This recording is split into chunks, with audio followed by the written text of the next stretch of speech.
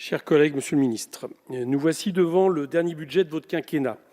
Si je devais le résumer en une phrase, je dirais qu'il dépense trop peu et surtout qu'il dépense très mal. Quand je dis trop peu, je vois déjà s'étrangler tous ceux qui, de nouveau, font du niveau des déficits et de la dette l'alpha et oméga de toute politique budgétaire. Ils sont ici, au fond, très majoritaires, font mine de débattre entre eux et d'avoir des désaccords.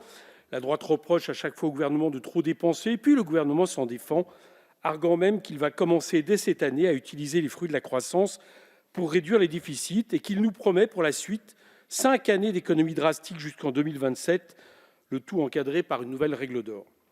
Ces faux débats et cette course à celui qui veut dépenser le moins et n'importe comment ne sont pas au niveau, ni au niveau des conséquences de la crise de Covid sur l'économie, ni au niveau de la bifurcation écologique à laquelle vous refusez depuis 2017 de fournir les finances nécessaires. Au fond, ce projet de loi de finances s'inscrit dans le droit fil de vos plans d'urgence et plans de relance de 2020-2021. En tout et pour tout, vous aurez dépensé 165 milliards d'euros pour ces 2 années, soit environ 6% du PIB. À titre de comparaison, aux États-Unis, les dépenses engagées liées à la crise s'élevaient à 5 000 milliards, soit un quart de leur PIB, avec surtout des transferts sociaux et le fait de supporter la consommation populaire, ce qui fait que les États-Unis aujourd'hui en sont à un taux historiquement bas en termes de pauvreté. Alors même que les taux d'intérêt restent bas, alors même que la Banque centrale européenne, via la Banque de France, possède ici un stock de dette de près de 600 milliards d'euros disponible, dans lequel il serait aisé de puiser davantage, vous dépensez chichement. Et ce n'est pas la prétendue hausse des dépenses de ce PLF à 10,8 milliards qui va inverser la tendance. Quand bien même, d'ailleurs, elle s'élèverait à 17 milliards à l'issue des ajouts par amendements gouvernementaux. J'en profite pour remarquer que ces annonces de dépenses cachées sont une bien drôle de méthode de gouvernement.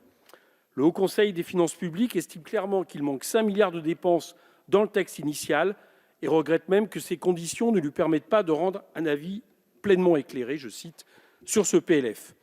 Comment qualifier ce genre de débat en démocratie lorsque la nature et la réalité de plus de la moitié de l'augmentation des dépenses prévues n'est pas connue en amont du débat, lorsqu'un Emmanuel Macron peut finalement annoncer tout ce qui lui passe par la tête sans que ça ne corresponde à rien de concret dans les textes à l'ouverture des débats.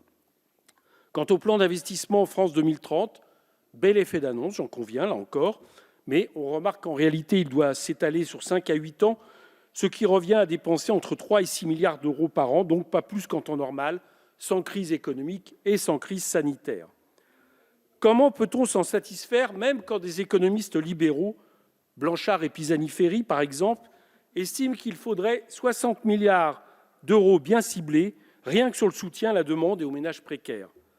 D'autant que si on compare le niveau de dépenses au PIB, il n'est pas en hausse de 1,5%, mais carrément en baisse d'environ 1%.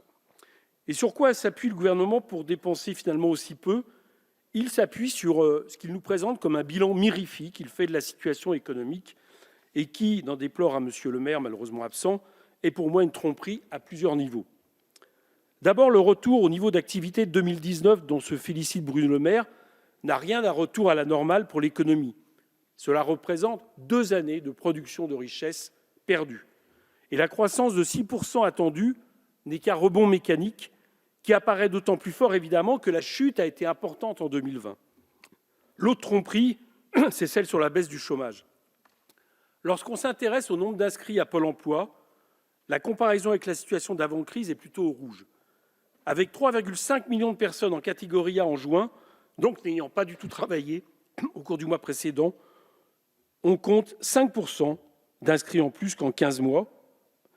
Et c'est exactement le même résultat si on prend toutes les catégories, avec, je vous le rappelle, la moitié de ces personnes qui ne sont pas indemnisées.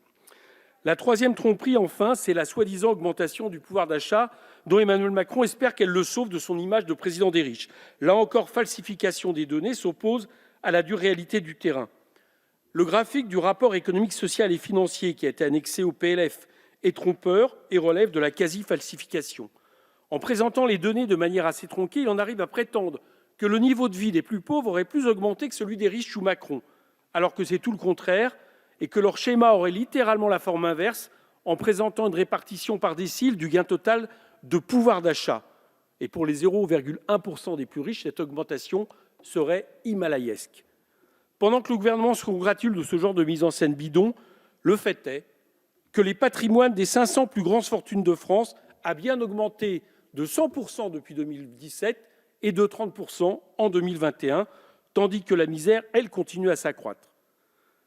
Je vous fais grâce de l'étude du Crédoc que vous pourrez lire dans Le Monde ce soir, qui révèle que 4 millions de personnes sont citées comme de nouveaux vulnérables, parce qu'ils sont vulnérables sur à peu près tous les éléments absolument indispensables à une vie digne.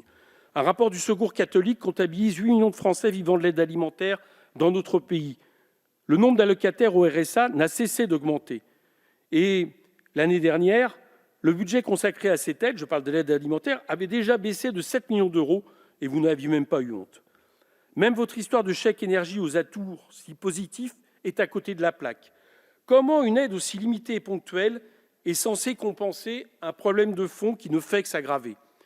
Vous ne bloquez pas les prix, contrairement à ce que vous dites, puisqu'en réalité, vous avez laissé passer toutes les augmentations. Vous ne remettez pas en question l'ouverture à la concurrence de l'énergie. Vous ne remettez pas en question les profits mirifiques faits par les entreprises comme Total, EDF, Engie, qui se calculent à plus de 13 milliards de profits au premier semestre 2021. Au fond, votre bouclier énergie, c'est surtout un bouclier en carton-pâte qui ne va pas protéger les Français. Vous faites si peu dans ce PLF pour relancer l'activité à partir de la réduction des inégalités que c'en est sidérant. Beaucoup trop aussi pour la bifurcation écologique, à l'heure où l'INSEE estime que pour rattraper le retard sur le trajectoire de la stratégie nationale bas carbone, il faudrait investir chaque année 60 milliards d'euros de plus qu'en 2019. Mais le problème n'est pas seulement, on vient de le voir, de dépenser trop peu. Vous dépensez aussi extrêmement mal, trop mal. Trop mal, car une fois de plus, le gouvernement se prive de recettes, qui sont la pire des dépenses, en faisant des cadeaux aux plus riches. Que ce soit avec la poursuite de la baisse des prélèvements obligatoires de 6 milliards dans le PLF 2022, avec de la baisse de l'impôt sur les sociétés et de la taxe d'habitation pour les 20% et les plus riches. En 2 années, ces baisses de taxes d'habitation aura coûté quelques 17 milliards aux recettes publiques. Ou encore le maintien de la baisse de 10 milliards des impôts de production. Trop mal, car vous continuez de donner sans imposer de conditions aux entreprises. Qu'on s'entende bien, ce que nous reprochons, ce n'est pas de soutenir les entreprises en difficulté, au contraire. Nous estimons même que pour certaines entreprises, elles sont insuffisantes, raison pour laquelle nous demandons un report possible de 2 ans des PGE afin d'éviter les risques de faillite. Mais aujourd'hui, faute de conditionnalité, les aides au privé ne produisent pas d'effet sur les salaires et l'emploi. En 2021, la croissance du budget des entreprises consacré au salaire a été de plus 1,4%. C'est le taux historiquement le plus bas depuis 10 ans. En réalité, les aides sont beaucoup captées par les actionnaires des grandes entreprises. Et du coup, le CAC 40 a atteint son plus haut niveau depuis 20 ans, le 1er juin 2021, et ses dividendes ont explosé de 51 milliards, pendant que certaines entreprises du CAC 40 licenciaient jusqu'à 60 000 personnes dans ce pays. 284 000 emplois ont été détruits en 2020. Même la Cour des comptes s'alerte sur ces importants effets d'aubaine. Et je ne parle pas, mon collègue Barrot est parti, je ne sais pas où il parlait de création d'entreprises tout à l'heure, mais des 1000 plans de licenciement en 1 an qui ont occasionné 112 000 suppressions d'emplois. Si je dis que le gouvernement dépense trop mal, c'est aussi que je regarde ce que cachent ces annonces d'augmentation de budget par ministère, comme pour celui de l'écologie, par exemple, annoncé à plus de 1,1 milliard. Je vous invite à vous y pencher.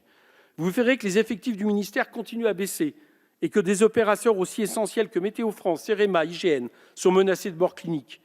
Et qu'en réalité, ces 1,1 milliard ne servent qu'à des appels à projets, parfois au détriment des opérateurs de l'État, et faisant du ministère de l'écologie finalement plus qu'un guichet de budgets qui sont orientés vers le privé.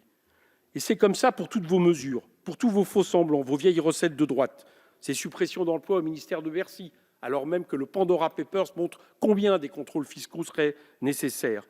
Cette fausse nationalisation du RSA, qui donne la possibilité à l'État de puiser désormais dans les recettes des départements. Cette baisse d'impôts déguisée en sympathique plan pour les indépendants. Nous affirmons qu'il faudrait adopter une toute autre logique qui reposerait sur une profonde révolution fiscale, qui rétablirait un peu de justice en créant un impôt sur la fortune améliorée, en s'attaquant à la TVA injuste, en repensant l'impôt sur le revenu, en taxant les profiteurs de crise. Une autre logique qui nous débarrassera de l'absurde chantage à la dette en commençant par annuler la dette Covid. Une autre logique qui permettrait de voter une grande loi d'urgence sociale pour bloquer les prix des premières nécessités, augmenter le SMIC, éradiquer la pauvreté grâce à la garantie dignité.